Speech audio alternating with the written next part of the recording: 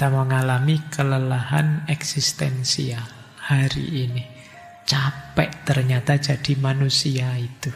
Begitu nilai-nilai krisis, kita bingung ini benar apa salah. Kata orang-orang ya bisa macam-macam, tergantung saja sifatnya. Itu kita kebingungan.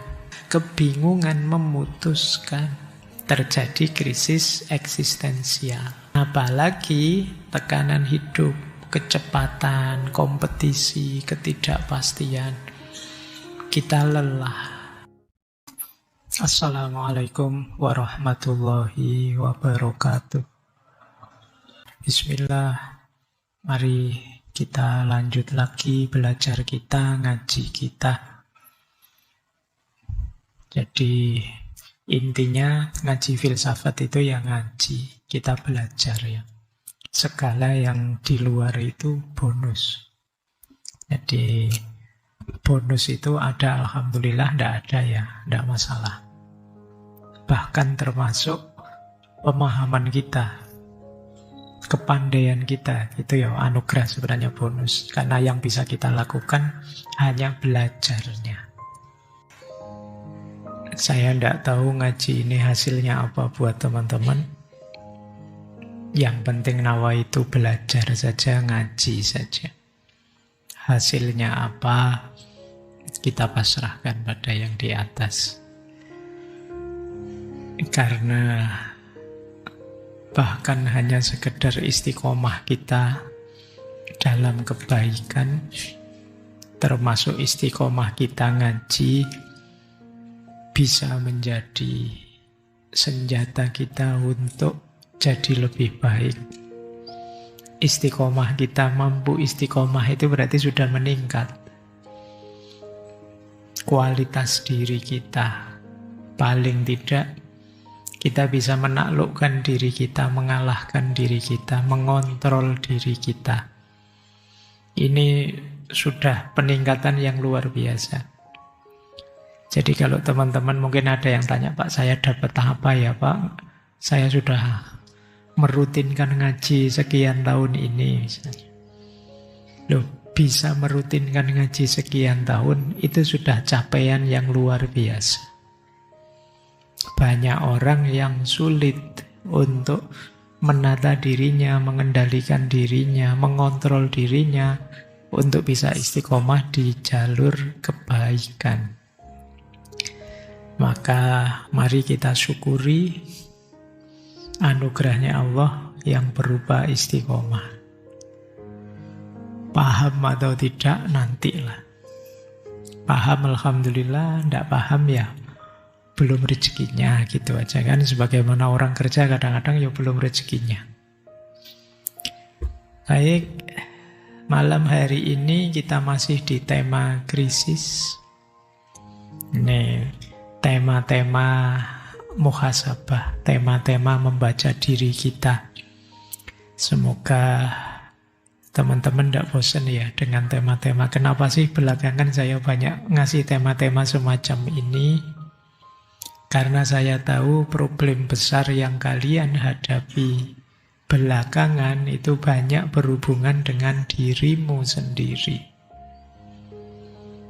Krisis-krisis, curhat-curhat yang disampaikan ke saya, teman-teman mau itu banyak yang dicurhatkan ya problem dirinya. Kebingungan bagaimana cara menaklukkan, mengontrol dirinya. Makanya beberapa bulan mungkin ya saya banyak masuk tema-tema ini. Ya nanti pada saatnya kita filsafatan lagi yang lebih dalam. Tapi mari malam ini kita belajar tema ini ya, krisis identitas dan krisis eksistensial. Setelah kemarin kita belajar krisis nilai dan krisis spiritual. Ini sebenarnya nyambung. Jadi 4 krisis yang kita bahas di 2 minggu pertama ini sebenarnya satu paket. Krisis nilai, krisis spiritual, krisis identitas, dan krisis eksistensial. Nanti saya tunjukkan hubungannya apa 4 krisis ini. Baik, bismillah kita mulai ya. materi kita. Jadi ini sebenarnya inspirasinya dari seorang filosof Muslim namanya Ibnu Miskaweh. Kata beliau, manusia itu 3 dimensi. Ada sisi luarnya yang sifatnya jasadiah, ada sisi tengahnya namanya hayat, dan ada sisi dalamnya namanya ruh. Nah, kita adaptasikan ke sini ya untuk memahamkan krisis kita. Lapisan luar diri kita menyebutnya identitas. Siapa aku? Apa peran yang harus aku mainkan? Ini kan identitas. Jadi saya lihat kalian tampaknya kan dari luar. Itu ya saya melihatnya statusmu, identitasmu. Malam ini kalian di depan saya ya jadi jamaah ngaji. Kalian lihat saya jadi yang memandu ngaji. Ini kan identitas yang kita lihat. Kenapa bisa kita identifikasi? Karena dia ada di luar. Jadi membaca sisi luar itu identitas. Identitas inilah yang nanti membuat kita tahu siapa aku, apa yang harus aku lakukan, kemana hidup ini aku orientasikan. Kalau ini kacau, goncang, goyang, kalian kebingungan, sulit jawab siapa aku, itulah nanti yang disebut krisis identitas. Oke, terus masuk lebih dalam, nanti kita jelaskan lebih detail. Masuk lebih dalam, ada lapisan tengah, eksistensial, makna hidup, tujuan hidup, keinginan. Ini sisi tengah. Kalau kita goyang di sini, ketika ditanya apa gunanya sih kamu hidup, kemudian tujuanmu apa, apa yang kamu perjuangkan dalam hidup ini. Ini kalau kita tidak bisa jawab, kalian bingung, ya Pak, apa pentingnya saya ada ya Pak? Kira-kira dunia ini apa macet kalau tidak ada saya? Kan tidak ya Pak? Nah, terus kamu merasa ragu-ragu dengan bernilai atau tidaknya dirimu, kalian sedang mengalami krisis eksistensial.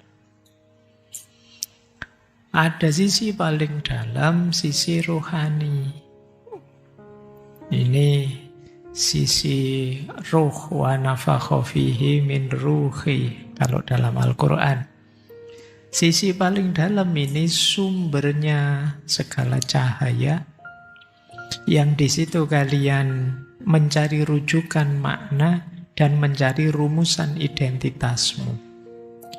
Caramu untuk tahu hakikatnya saya itu siapa, nyarinya kemana? Nah itu nanti di banyak konsep, banyak filsafat, banyak ajaran kamu diminta berjalanlah ke dalam dirimu yang paling dalam untuk menemui hakikat dirimu yang paling sejati.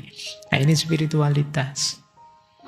Memberi makna hidup yang pas itu yang gimana Pak? Nah, itu kamu juga harus sadar dirimu yang paling dalam. Ini spiritualitas. Tapi kalau engkau kebingungan dengan spiritualitasmu, mungkin kamu ragu-ragu, apa iya saya harus beriman saja, percaya saja, menerima saja wawasan-wawasan spiritual, kenyataan batinmu terdalam, kamu ragu-ragu, kamu goncang, di situ kalian sedang mengalami krisis spiritual.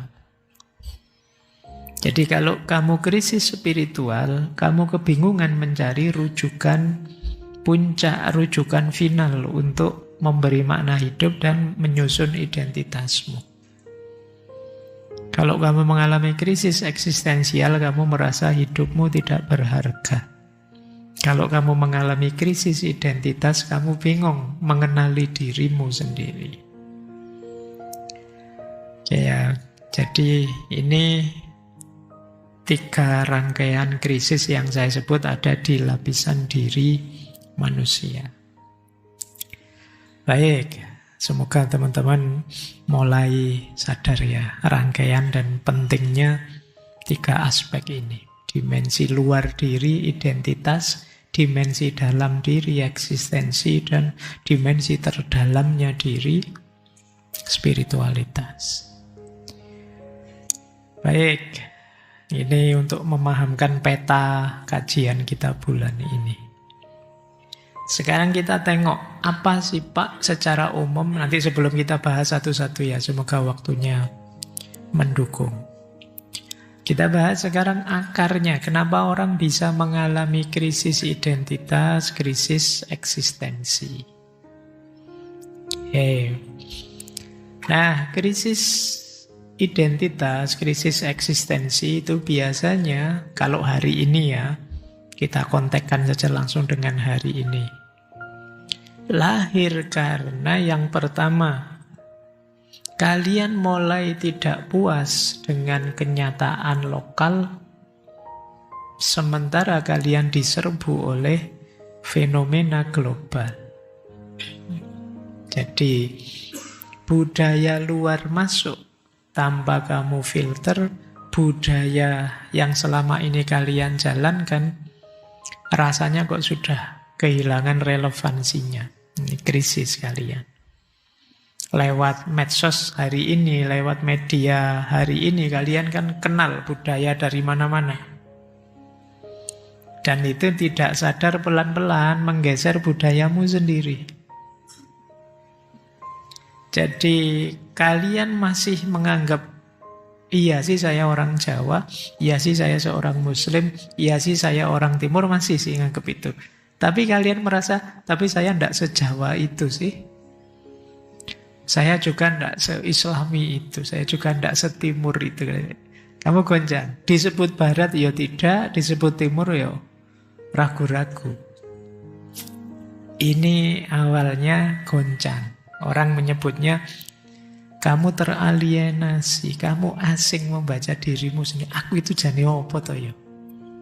Barat nggak barat, timur nggak timur. Jadi disebut religius ya enggak apa, orang kayak saya masuk religius. Disebut setia dengan budaya ya enggak, ngomong Jawa ya pating pecotot berlepotan, enggak iso Pak saya budaya. Aslinya saya juga enggak bisa. Tapi disebut barat ya kok ya enggak pantas. Profilmu, kemudian posturmu, kemudian enggak pantas. Barat enggak masuk, timur sudah mulai luntur, kemudian nilai-nilai termasuk agama, kamu juga kurang komitmen. Goncang kemudian. Kamu mau jadi kayak gimana? Kenapa? Ya karena orang itu dia bisa bertindak dengan tepat kan kalau dia sadar statusnya, identitasnya. Tapi kalau dia bingung gimana dia bisa bertindak? Kalian mantep ke sini, kemudian tiba-tiba masuk langsung duduk ambil tempat, bisa menikmati suasana karena kamu tahu kamu di sini posisimu apa, peranmu apa. Saya ya langsung masuk sini, langsung duduk di sini. Saya tidak pakai mikir ini saya di mana ya enaknya. Kita tidak pakai gitu, langsung duduk di sini. Kenapa? Saya tahu identitas saya di sini apa, posisi saya di mana, peran yang harus saya mainkan apa. Tapi begitu kalian kebingungan, puyeng sudah.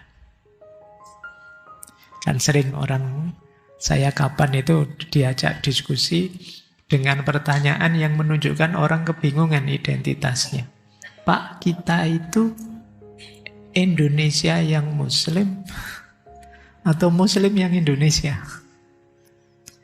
Kita itu orang Indonesia yang kebetulan Muslim atau seorang Muslim yang kebetulan Indonesia? Itu pertanyaan yang membingungkan, menunjukkan sedang krisis identitas.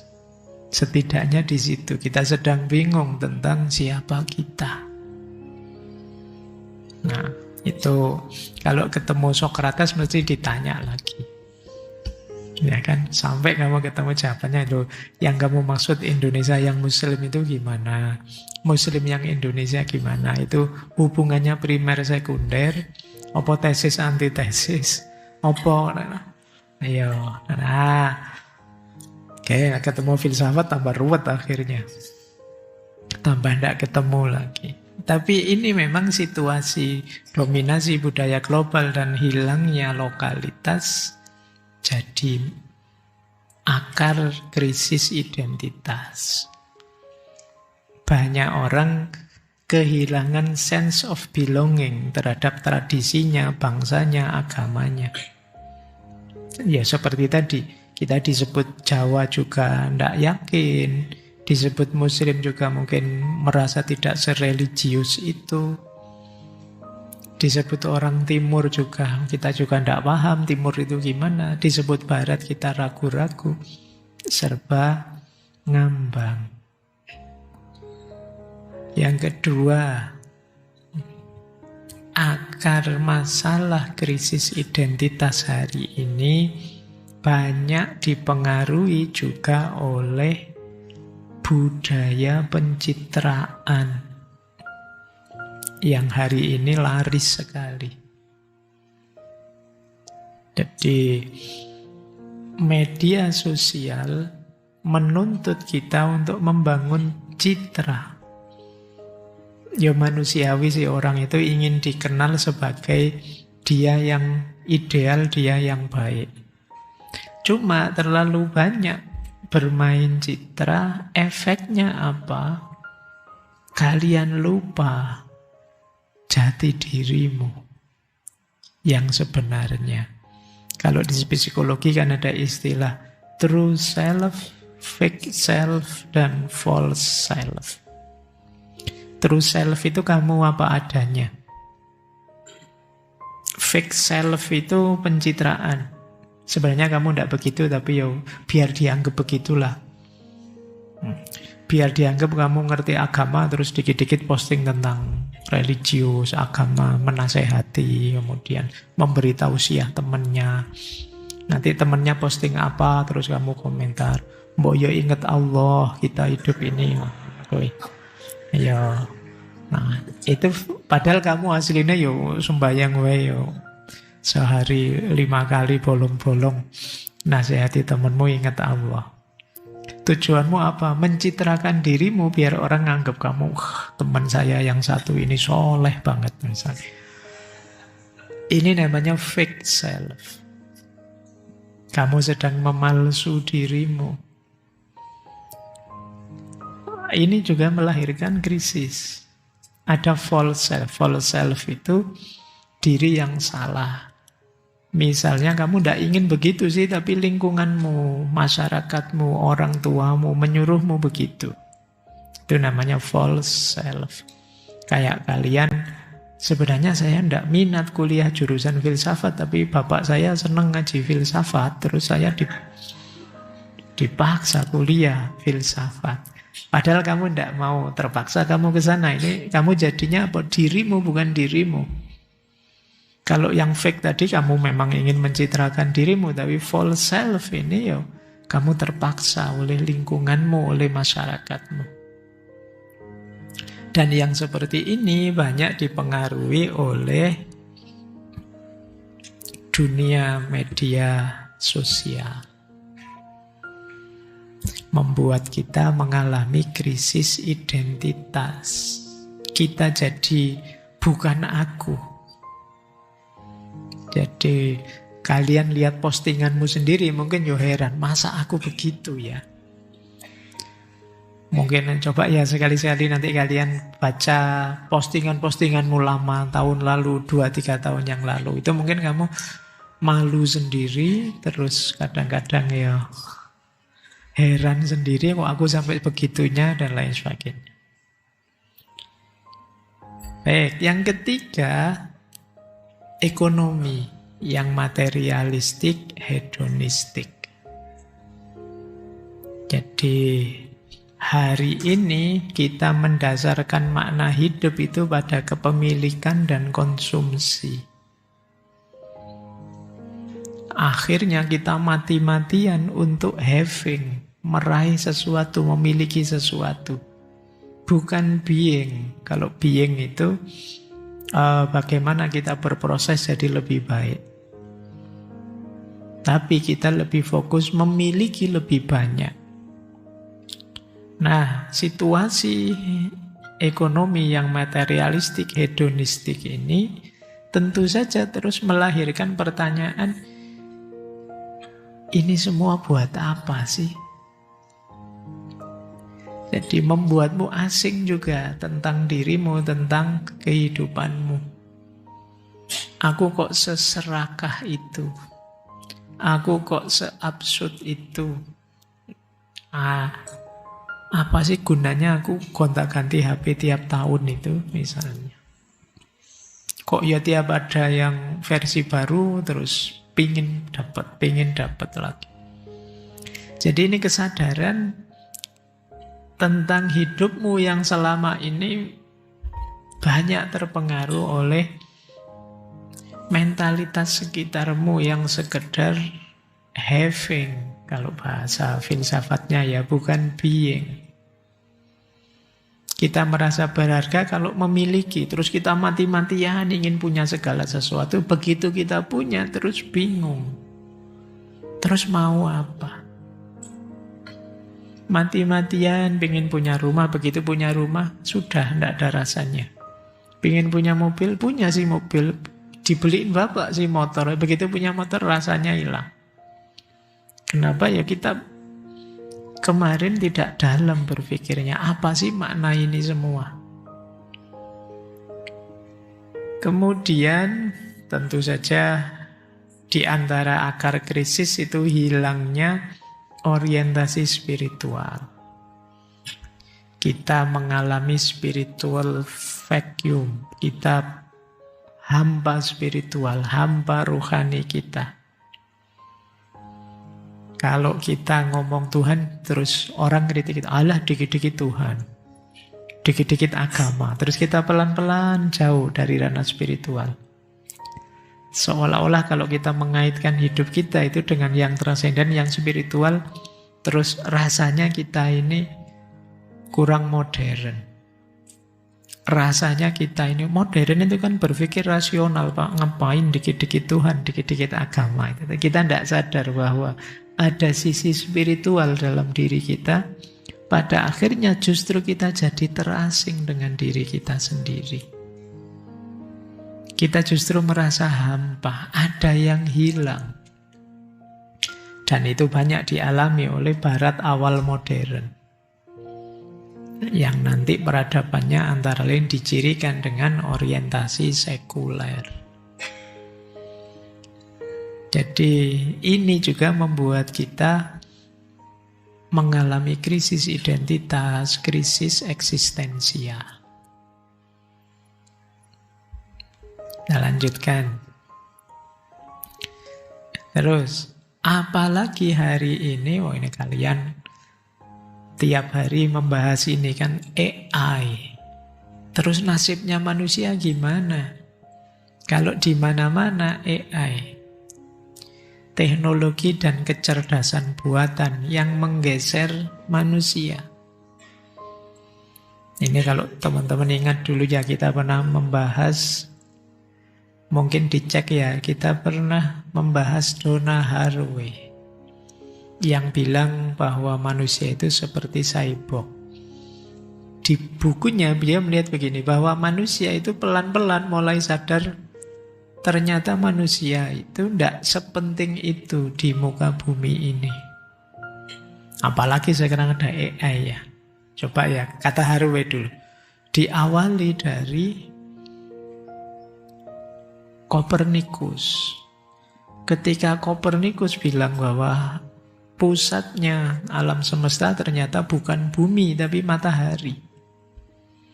Jadi bukan matahari mengelilingi bumi, tapi ternyata bumi yang mengelilingi matahari. Itu kan zaman dulu orang bangga bahwa wah, planet-planet memutari bumi. Tapi begitu Kopernikus datang, ternyata enggak. Kita itu bareng planet-planet yang lain mengitari matahari. Nanti matahari juga mungkin ada orbitnya sendiri. Ternyata kita enggak sepenting itu. Kemudian Muncul lagi selanjutnya setelah Kopernikus, Darwin dengan konsep evolusinya. Wah, kebanggaan kita runtuh. Sebelumnya kita anggap manusia itu begitu istimewanya secara biologis. Tapi kemudian oleh Darwin ditunjukkan bagaimana proses evolusi manusia dari bahkan binatang bersel satu sampai jadi manusia. Itu kan kebanggaan kita sebagai manusia runtuh. Dilanjutkan oleh Sigmund Freud, psikoanalisis. Ini mengkritik habis-habisan bahwa kita kan bangga bahwa manusia itu makhluk rasional, manusia itu makhluk sadar. Tidak ada makhluk berkesadaran selain manusia. Tiba-tiba oleh Freud ditunjukkan bahwa yang paling berpengaruh dalam hidup manusia itu bukan dimensi sadarnya, tapi id-nya, bawah sadarnya.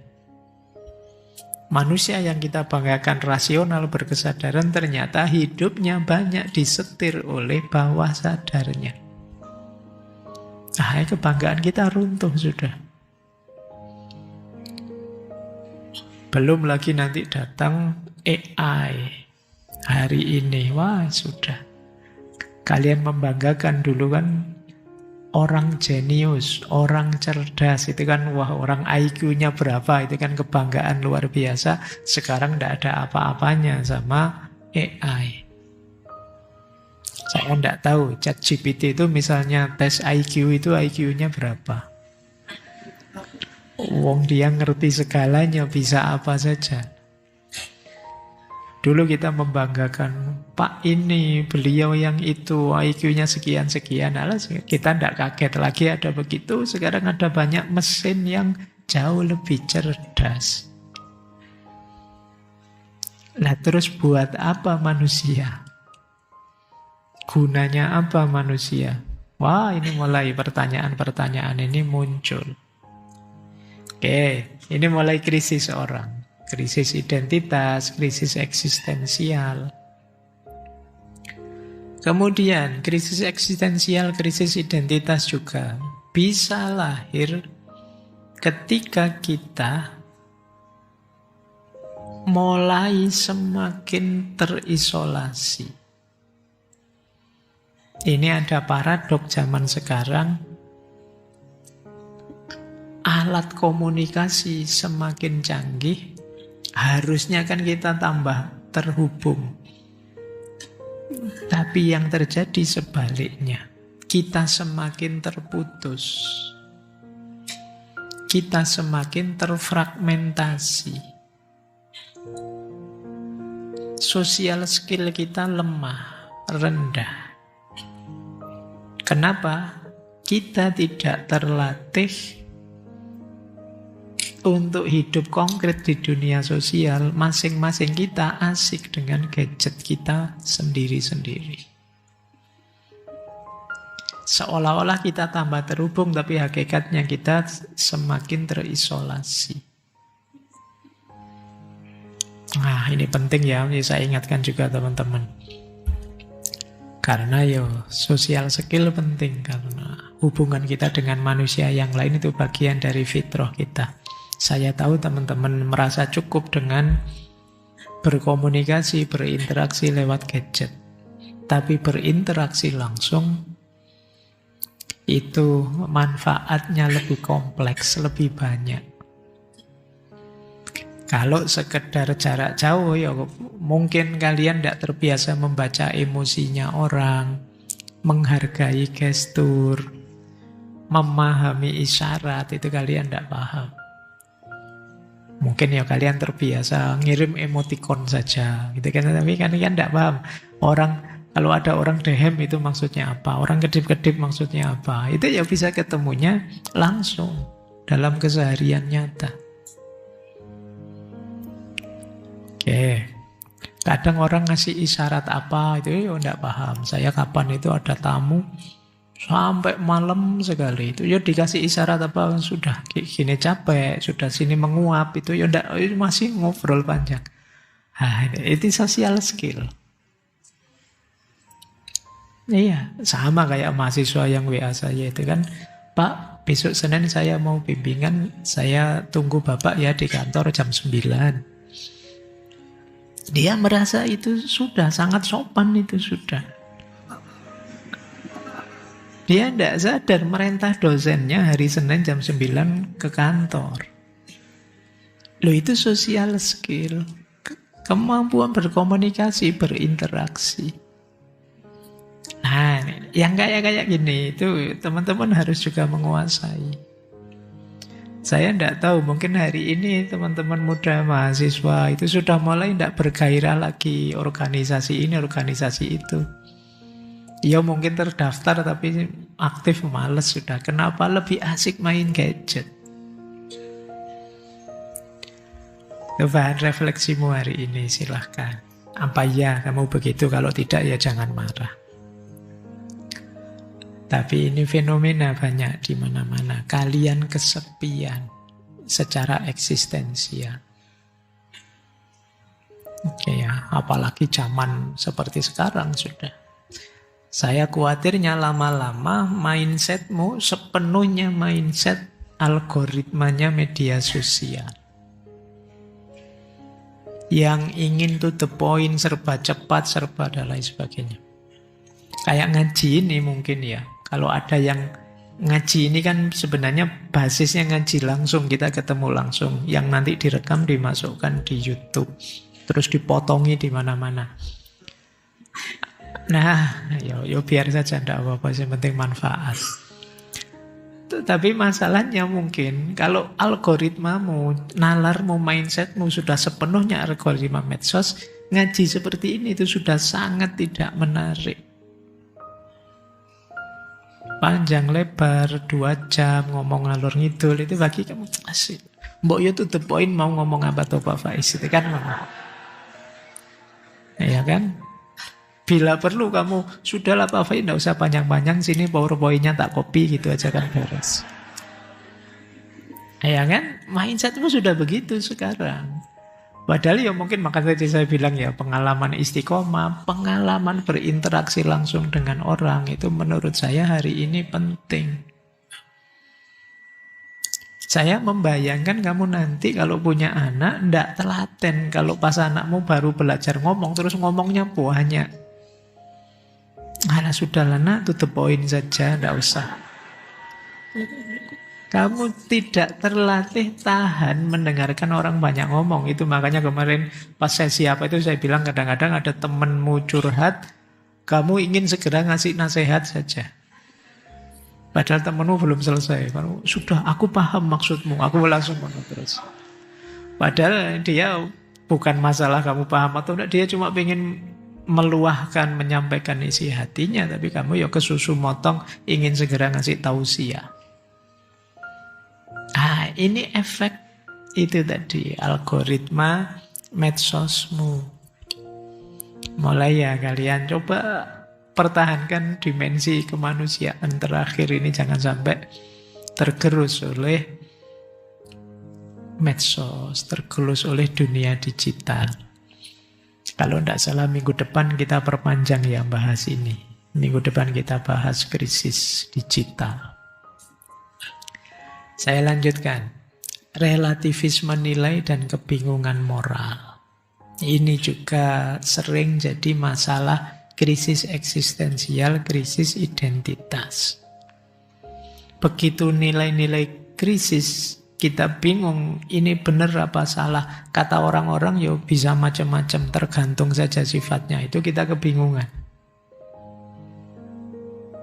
Ini boleh, itu juga boleh, itu juga boleh, semuanya boleh kok, tergantung konteksnya. Hari ini kan banyak begitu. Tapi hati-hati, efeknya kadang-kadang membuat kita kebingungan memutuskan. Terjadi krisis eksistensial. Apalagi tekanan hidup, kecepatan, kompetisi, ketidakpastian. Kita lelah. Dulu waktu di Biang Julhan ya, kita mengalami eksistensial fatigue. Kita mengalami kelelahan eksistensial hari ini. capek ternyata jadi manusia itu. Oke ya, ini akar-akarnya. Makanya kata Erich Fromm, manusia modern mengira dia tahu apa yang dia inginkan. Padahal sebenarnya dia menginginkan apa yang diperintahkan atau dibentuk oleh masyarakat untuk diinginkan. Keinginanmu mungkin bukan keinginanmu, tapi keinginan masyarakatmu. Tapi keinginan produsen-produsen yang memproduksi barang yang kamu konsumsi. Tapi keinginan studio-studio yang memproduksi acara yang kamu lihat. Jadi sebenarnya bukan keinginanmu. Lah keinginanmu yang mana? Kamu tidak pernah memikirkannya. Sehingga kamu merasa terasing dari dirimu sendiri.